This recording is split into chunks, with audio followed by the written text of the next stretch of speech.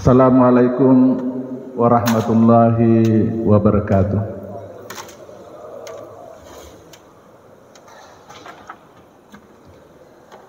Alhamdulillahilladzi hadana li hadza wa ma kunna linahtadiya laula an hadanallah.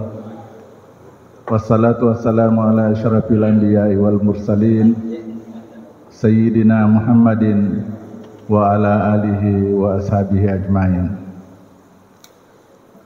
Rabbi syarah li sadri wa yassir li amri wa hlul 'uqdatam min lisani yafqahu qawli. Hadirin jamaah subuh yang sama berbahagia. Alhamdulillah, pada kesempatan ini saya akan menyampaikan atau mengajak para hadirin untuk membersihkan segala noda yang terkait dengan amal-amal ibadah kita. Ukurannya adalah syariat. Ketika seseorang melanggar perintah Allah, maka itu berarti dosa. Ketika seseorang melanggar larangan Allah, maka itu juga dosa. Oleh karena itu saya mengajak hadirin untuk membersihkan dosa-dosa kalian.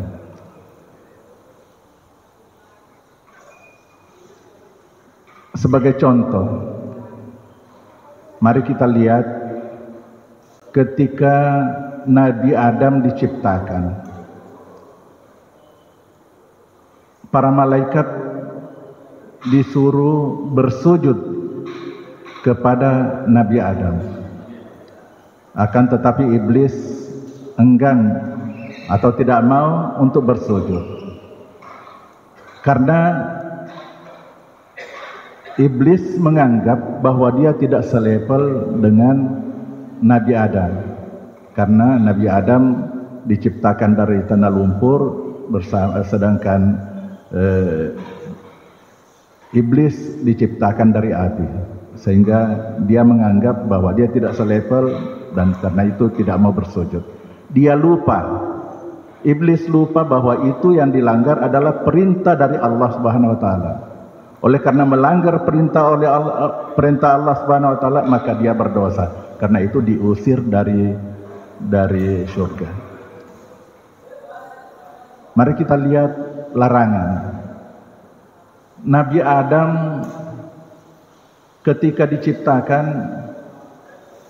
dan sudah diciptakan Hawa atau istrinya, lalu diberitahukan kepada Nabi Adam, wala taqraba hadhihi syajarah, wala taqraba hadhihi syajarah, janganlah kamu dekati pohon ini. Akan tetapi Nabi Adam melanggar larangan-larangan itu, sehingga karena berdosa, dihukum berdosa, maka dia diusir dari surga dan lama baru ketemu dengan istrinya Hawa. Begitu juga Nabi Nuh. Nabi Nuh itu banyak, selama 950 tahun berdakwah, hanya sedikit dan tidak cukup 100 pengikutnya. Banyak pelanggaran-pelanggaran yang dilakukan oleh kaumnya. Sehingga Nabi Adam mengatakan wala yalidu illa fajiran kafara. Mereka tidak akan beranak cucu kecuali akan menjadi kafir juga. Di surah An-Najm dikatakan bahwa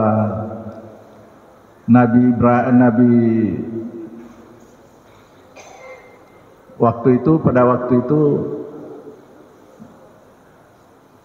beliau menyatakan bahwa saya sudah menyerah atas perlakuan mereka.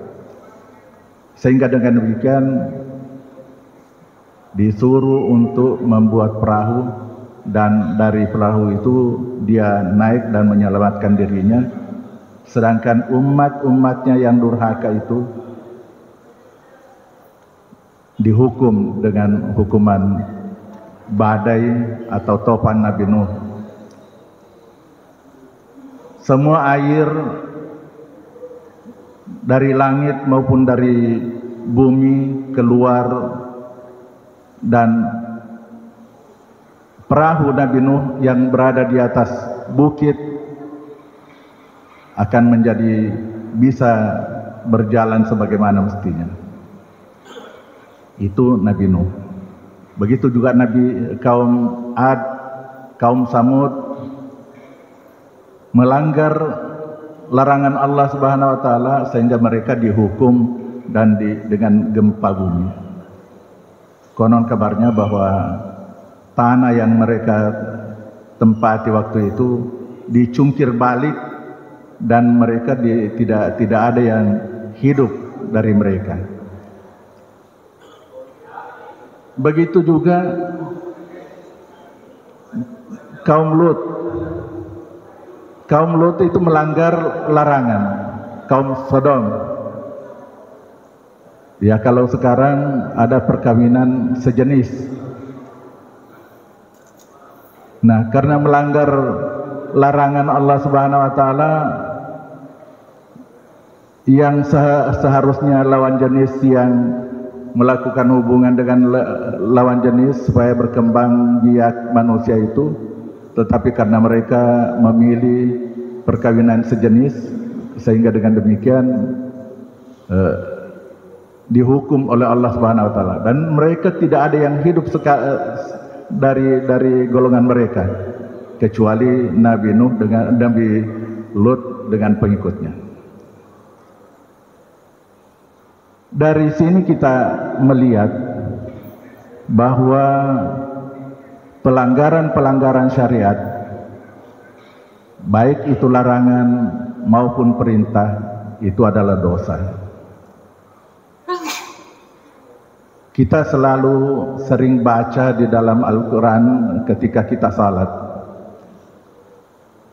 Maliki Yaumiddin, yang menguasai atau merajai atau yang memiliki hari pembalasan. Pada hari pembalasan itu kita diberikan semua surat amal.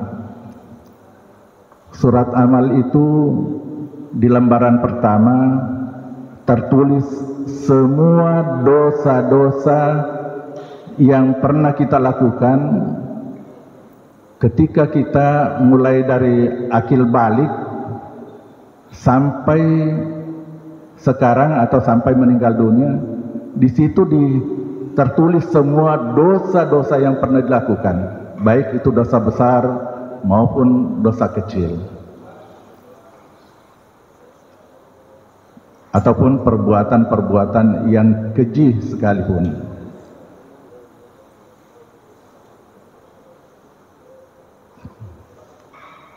Di lembaran kedua, ketika semua orang kaget melihat amalnya, kebanyakan dosa semua yang pernah dilakukan, lalu di lembaran kedua kelihatan di situ bahwa ternyata sudah ada dosa yang dihapus, sudah ada dosa yang dimaafkan atau diampuni, tetapi ada sebahagian yang belum diampuni. Jika dosa-dosa itu yang belum diampuni itu lebih besar daripada amal kebaikan yang pernah dilakukan, maka itu adalah celaka, dan itu kemungkinan besar akan dicuci dulu di neraka. Akan tetapi orang yang lebih banyak atau seimbang antara perbuatan dosa dengan amal kebaikan, maka disitulah rahmat Allah Subhanahu wa taala. lembaran berikutnya setelah melihat banyak dosa yang sudah diampuni tetapi masih ada yang belum diampuni. Ketika melihat lembaran berikutnya, ternyata banyak amal-amal ibadah yang pernah dilakukan, baik melalui zikir maupun ibadah-ibadah yang lain, sehingga semua termasuk dari golongan yang melakukan amal saleh. Sehingga dengan demikian mereka tersenyum.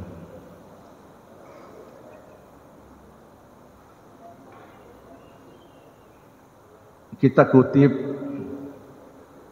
firman Allah Subhanahu wa taala yang tersebut di dalam surah An-Najm ayat 32. Di situ dikatakan bahwa orang-orang yang meninggalkan atau menjauhi perbuatan dosa, baik itu kabair al-ismi, dosa-dosa besar, wal fawahisha, juga perbuatan-perbuatan yang sangat keji dan munkar, juga perbuatan-perbuatan dosa-dosa kecil. Dari dosa-dosa yang besar itu, dosa fawahisha juga dan dosa-dosa kecil, Allah Subhanahu wa taala mengatakan, inna rabbaka wasi'ul maghfirah. Sesungguhnya Allah Subhanahu wa taala maha luas ampunannya. Jadi kita tidak usah berputus asa dari dosa yang pernah kita lakukan, oleh karena Allah Subhanahu wa taala maha luas ampunannya. Akan tetapi juga kita di akhir ayat ini dikatakan, fala tuzakku anfusakum, jangan merasa bersih-bersih atau suci-suci, merasa suci atau merasa bersih diri. Wa'lamu bimanittaka, karena Allah Subhanahu wa taala mengetahui hatimu, siapa yang bertakwa maupun siapa yang tidak bertakwa. Dari pengertian ayat tersebut, apa yang dimaksud dengan kabair al-ismi, dosa besar? Dosa besar itu ancaman hukumannya adalah dunia dan akhirat. Kenapa ancaman hukumannya dunia dan akhirat? Oleh karena terkait dengan hak-hak Allah, juga terkait dengan hak-hak manusia. Seperti apa dosa besar itu? Dosa besar itu termasuk syirik. Syirik itu juga sebetulnya jika dia tidak bertobat sampai dia mati, maka dia termasuk syirik. Akan tetapi kalau jika dia tobat sebelum dia wafat, maka itu bisa diampuni dosanya. Karena syirik itu mengakibatkan hilangnya atau terhapusnya semua amal-amal yang pernah kita lakukan. Kemudian ada merampok. Merampok itu juga mencuri, itu juga semua perbuatan dosa besar. Ada zina, ada minuman keras, ada juga berjudi, dan bahkan narkoba. Narkoba juga karena hukumnya tidak diatur dalam Al-Quran, tetapi bisa dikiaskan sama dengan minuman keras. Sehingga dengan demikian juga termasuk dosa besar. Apa yang dimaksud dengan fawahisha? Yang dimaksud dengan fawahisha adalah perbuatan yang sangat tercela. Perbuatan mana? Seperti zina, atau menyediakan tempat perzinaan, atau juga pornografi dan perilaku-perilaku homoseksual. Itu semua termasuk juga perbuatan fawahisyah. Kemudian yang mana yang disebut al-lumam atau dosa kecil, seperti berkata kotor, seperti berbohong, menggunjing atau memandang dengan pandangan yang syahwat, mengabaikan sunnah, bahkan berbuat atau berkata yang sia-sia. Beberapa ayat yang memerintahkan orang bertobat. Di dalam Al-Quran dikatakan di akhir surah Al-Baqarah, di situ dikatakan wa'fu anna waghfir lana warhamna. Wa'fu anna, ampuni saya. Waghfir lana, maafkan saya. Warhamna, dan berikan rahmatmu kepadaku. Di dalam kaidah tafsir, jika dua kata bermakna sama, maka harus diberikan arti di kedua kata yang berdekatan di satu ayat mempunyai arti yang sama, maka harus diberikan arti yang berbeda. Karena itu kata wa'fu anna, ampuni kami, waghfir lana, yang atas kata waghfir lana dan wa'fu anna sebetulnya itu sama, tetapi dibedakan artinya oleh karena dia berdekatan. Warhamna, dan berikan rahmatmu kepadaku. Di akhir di surah Ali Imran, yaitu ayat 93, juga dikatakan di akhir ayat itu, Rabbana faghfir lana dzunubana wa kaffir anna sayyi'atina wa tawaffana ma'al abrar. Rabbana faghfir lana, wahai Tuhan kami, ampuni kami. Ampuni saya semua dosa-dosa kami. Wa kaffir anna sayyi'atina, dan hapus dosa-dosa kami selainnya.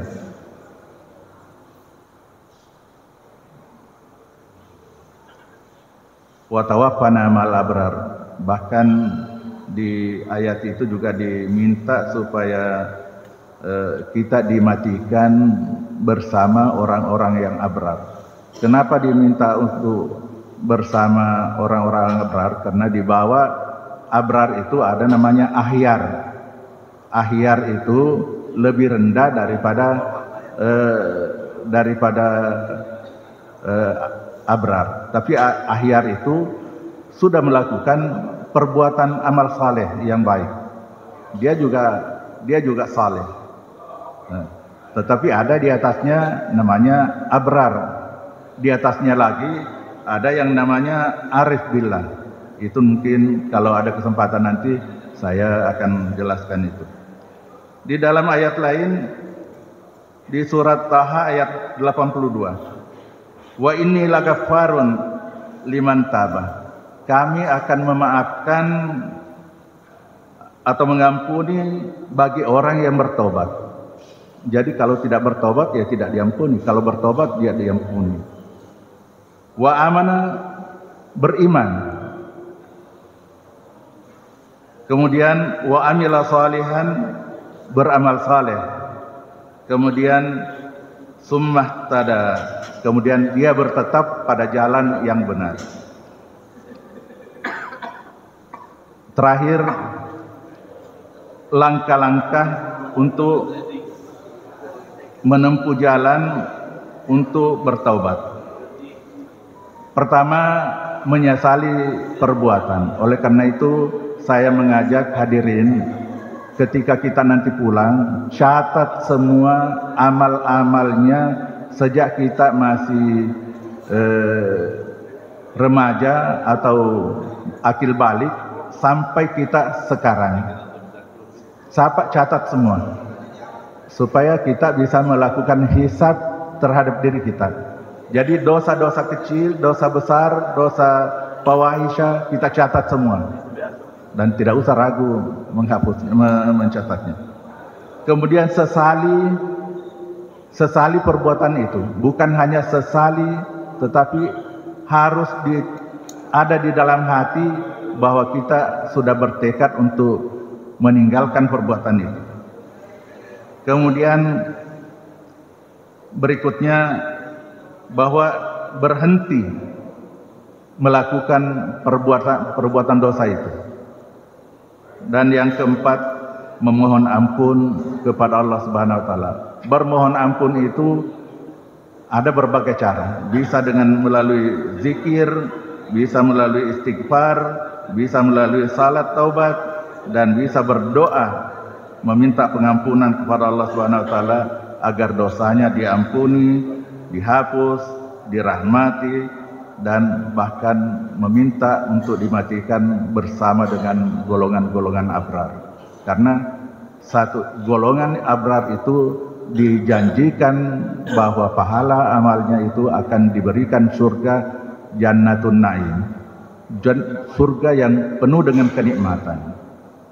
Sementara golongan nanti yang disebut arif billah itu mungkin kita tidak bisa sampai ke situ, tetapi arif billah itu dijanjikan surga Aden. Itu janjinya. Kemudian yang kelima, mengganti dosa dengan amal saleh. Jadi perbanyak salat tahajud, salat sunnah, salat witir, lakukan salat witir, zikir, doa, dan baca Al-Quran. Itu jalan keluar yang diberikan. Kemudian, kalau kita mau menaikkan kelas dari ahyar menjadi abrar, ya kita harus berusaha tingkatkan diri menjadi lebih baik. Mungkin lebih ikhlas, mungkin lebih khusyuk, dan berbuat yang baik kepada orang lain, bahkan kepada alam semesta. Demikian, hadanallahu wa iyyakum ajmain. Wassalamualaikum warahmatullahi wabarakatuh.